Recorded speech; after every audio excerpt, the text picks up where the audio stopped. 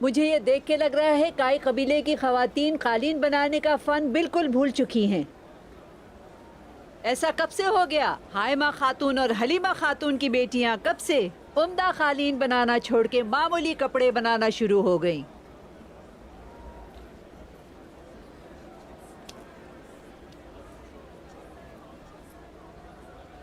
हमें सूरज तुलू होते ही तख्त पर बैठ जाना चाहिए, गुरूब होने के बाद उठना चाहिए और रात को हमें अपनी उंगलियों पर दर्द को दूर करने के लिए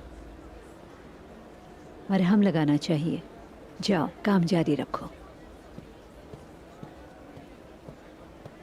मुझे बताएं ज़हरा खातून, क्या मैं बहुत ज़्यादा बोलती हूँ?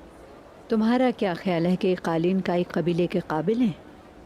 आप दुरुस्त हैं, मगर अब पहले जैसा कुछ भी नहीं सिलजान खातून।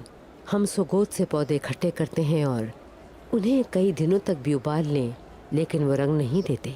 बस यही वजह है। मौत घर पे आती है, सर दर्द तो बस एक बहाना है। मैं जानती हूँ तुम इससे मुनाफा कमाने में लगी हो।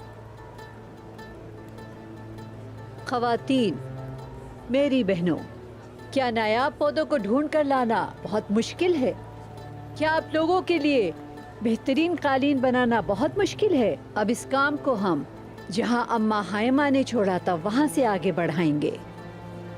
मैं जानती हूँ कि हमारी काई कबीले की लड़कियों की उंगलियों में जादू है और अब सब लोग काई कबीले की खवातीन की सलाहियतों के करामात अपनी आंखों से देखेंगे।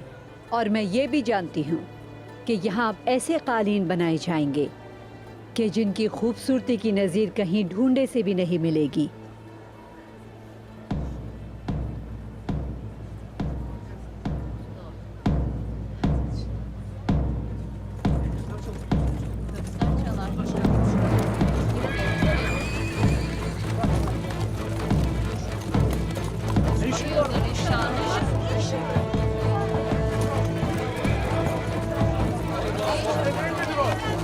तुम यहाँ पर क्या कर रही हो? ये औरत यहाँ क्या कर रही है?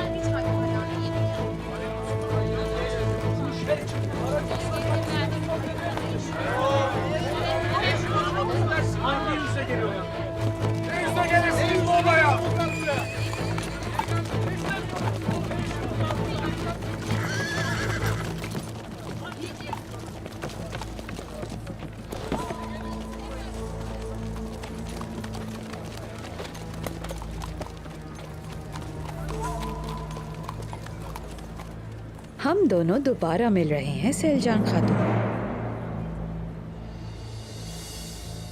खुश आमदीद। आइए, दुंदार साहब अपने खेमे में हैं।